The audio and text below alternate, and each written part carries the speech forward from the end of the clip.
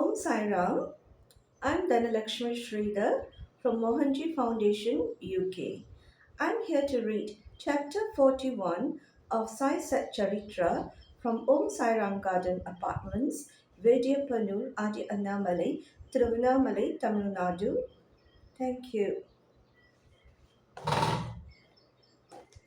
Chapter 41 is about story of the picture, which then talks about stealing the rags and reading of Dhyaneshwari. As stated in the last chapter, we continue here the story of the picture. 9 years after the incident described in the last chapter, Ali Muhammad met Hemant Pant again and related to him the following story. One day, while wandering in the streets of Mumbai, he bought the picture from a street hawker. Then he got it framed and set it on a wall in his house at Bandra, suburb of Mumbai. As he left Baba, daily he took darshan of it. 3 months before, he gave the picture to Hemant Pant. He was suffering from an abscess or swelling on his leg, for which an operation was performed, and he was convalescing in the house of his brother in law, Mr. Nur Mohammed Pir Boy in Mumbai. For 3 months, his house in Bandra was closed and nobody was living there. Only the pictures of the Baba, Abdul Rahman, Maulana Sahib, Muhammad Hussain, Sai Baba, Baba Tajuddin, and a few other saints living were there. The wheel of time did not even spare this. He was lying sick and was suffering in Mumbai. Why should the pictures suffer there in Bandra? All the pictures met their end. But how Sai Baba's picture escaped it, nobody had been able to explain to me until now. It shows it shows all pervasiveness, omnipresence of Sai and his inscrutable power. The story goes like this. He had a small picture of Saint Baba Abdul Rahman from Muhammad Hussain Tariyatopan many years ago. He gave it to his brother in law, Nur Muhammad Pir Boy, and it was lying on his table for 8 years.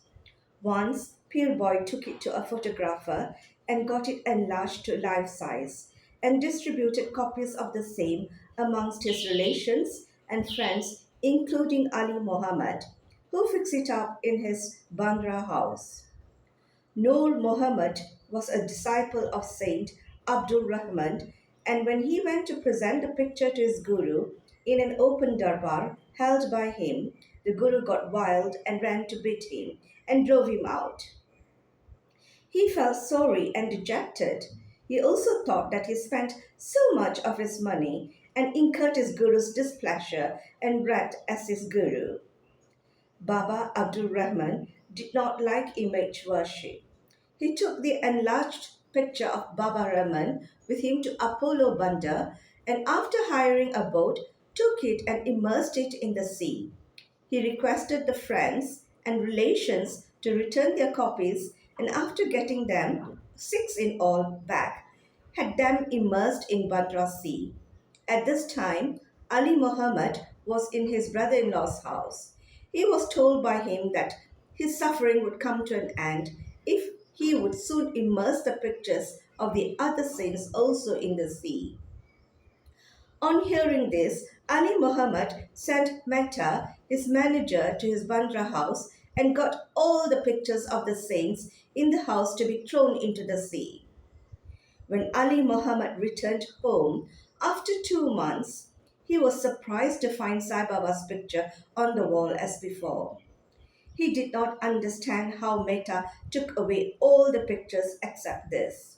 He immediately took it out and kept it in his cupboard, fearing that if his brother in law saw it, he would do away with it. While he was thinking how it should be disposed of and who would keep it with care, Sai Baba himself, as it was suggested to him that he would see and consult Maulana Ishmu Mujawar, and abide by his opinion. He met the Maulana and told him everything. After much consultation, they both decided that the picture should be presented to Anna Sahib Hemant Pant and that he would protect it well. Then they both went to Hemant Pant and presented him the picture in the nick of time. This story shows how Baba knew all past, present, and future, and how skillfully he pulled the wires and fulfilled desires of his devotees. The following story shows that Baba liked very much those who took real interest in spiritual matters and that he removed all their difficulties and made them happy. Stealing the rags and reading of Janeshwari. Mr. B.V. Dave, who was Mamlatar of Dahanu, Dana district, wished for a long time to read Dhyaneshwari, the well-known Marathi commentary on the Bhagavad Gita by Dhaneshwarar, along with other scriptures. He could read daily one chapter of the Bhagavad Gita, but when he took Dhyaneshwari in hand, some difficulties cropped up and he was precluded from reading it. He took 3 months' leave, went to Shirdi, and thence to his home at Pond for rest. He could read other books there, but when he opened Dhyaneshwari, some evil or stray thoughts came crowding up in his mind and stopped him in the effort. Try as much as he could, he was not able to read even a few lines of the book with ease. So he resolved in his mind that when Baba would create love for the book and would order him to read it, he would begin and not till then. Then in the month of February of in the month of February 1914, he went with his family to Shirdi. There, Jog asked him whether he reads Dhaneshwari daily. Dave replied that he was desirous of reading it, but he was not successful, and that only when Baba would order him to read it, he would commence. Jog then advised him to take a copy of the book and present it to Baba and start the reading after it was consecrated and returned by him. Dave replied that he did not want to resort to this device as Baba knows his heart. Would he not his would he not know his desire and satisfy it by giving him a clear order to read? Dave then saw Baba and offered 1 rupee as dakshina. Baba asked for 20 rupees, which he gave. At night, he met one Balakram and inquired from him as to how he secured Baba's devotion and grace. Balakram told him that he would communicate everything next day after Arati. When Dave went for darshan the next day, Baba asked for 20 rupees, which he gave willingly. As the masjid was crowded, Dave went aside and sat in a corner. Baba asked him to come closer and sit with a calm mind, which Dave did.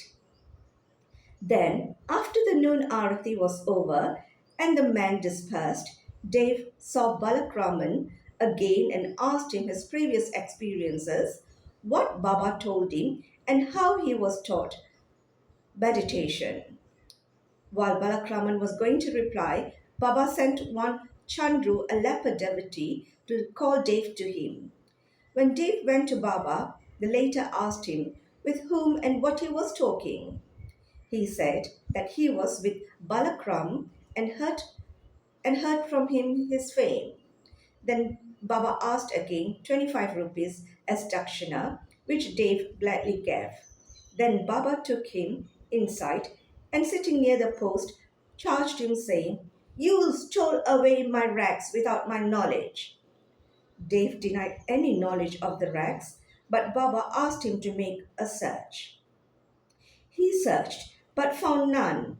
Then Baba got angry and said, there's nobody here. You are the only thief, grey-haired and old. You came here for stealing. After this, Baba lost his temper, got terribly wild, gave all sorts of abuses and scoldings. Dave remained silent and apprehended that he might get a beating also. After about an hour or so, Baba asked him to go to the Radha. He returned to the Wada and told Jog and Balakraman all that had happened. Then in the afternoon, Baba sent for all of them and said that his words might have pained the old man, Dave, but as he committed the theft, he took him to task. Then Baba asked again for 25, then Baba asked for 12 rupees. Dave collected the amount, paid it, and prostrated himself before him. Then Baba said to him, "Go on reading the Poti, Dhyaneshwari, daily. Go and sit in the Vada, read regularly every day, and while reading, explain the portion to read to all with love and devotion. I am sitting here, ready to give you the whole gold embroidered shela, valuable shawl. Then why go to others to steal rags? And why should you get into the habit of stealing?" Dave was much pleased to hear the words of Baba, for he directly asked him to read Podi Dhyaneshwari. He thought that he got what he wanted and that he could read the book with ease thenceforth. He again prostrated himself before Baba and said that he surrendered himself to him and that he should be treated as a child and be helped in his reading. He realized then what Baba meant by stealing the rats. What he asked Balakram constituted the rats, and Baba did not like his behavior in this respect. As he was ready to answer all his questions, he did not like him to ask others and make unnecessary enquiries, and therefore he scolded him. Dave thought that he really did not scold him, but thought that he was ready to fulfill his desires, and there was no use asking others in vain. Dave took these scoldings and blessings and went home satisfied and contented. The matter did not end here. Baba did not stop with only issuing an order to read. Within a year, he went to Dave and inquired about his progress. On 2nd April 1914, on Thursday morning, Baba gave him a dream. He sat on the upper floor and asked him whether he understood the Poti. "No," answered Dave. Baba said, "Then when are you going to understand?" Dave burst into tears and said, "Unless you shower your grace, the reading is mere burden, and the understanding is still more difficult." Baba told, "While reading, you make haste. Read it before me, in my presence." Dave asked, "What shall I read?" Baba said, "Read Adhyatma, spiritualism." Dave went in to bring the book. When he opened his eyes, he was fully awakened. We leave the readers to imagine what ineffable joy and bliss Dave felt after this vision. Bow to Sri Sai, peace to all. May we all receive the grace of Baba and blessings of Mohanji. May we all understand the purpose of our lives and the karmic cycle that we are entangled with in our lives, in our daily lives. May we be showered with the grace of Baba and the Masters to empower us, assist us to dissolve the karmic cycle that we are entangled with, and emerge as a beautiful, purified soul. So beautiful, so pure, to shine our light to the entire world as beautiful Mohanji angels. Thank you. Thank you, Baba Mohanji and to Mohanji Foundation, UK, for this opportunity to read Sai Satcharitra. Thank you.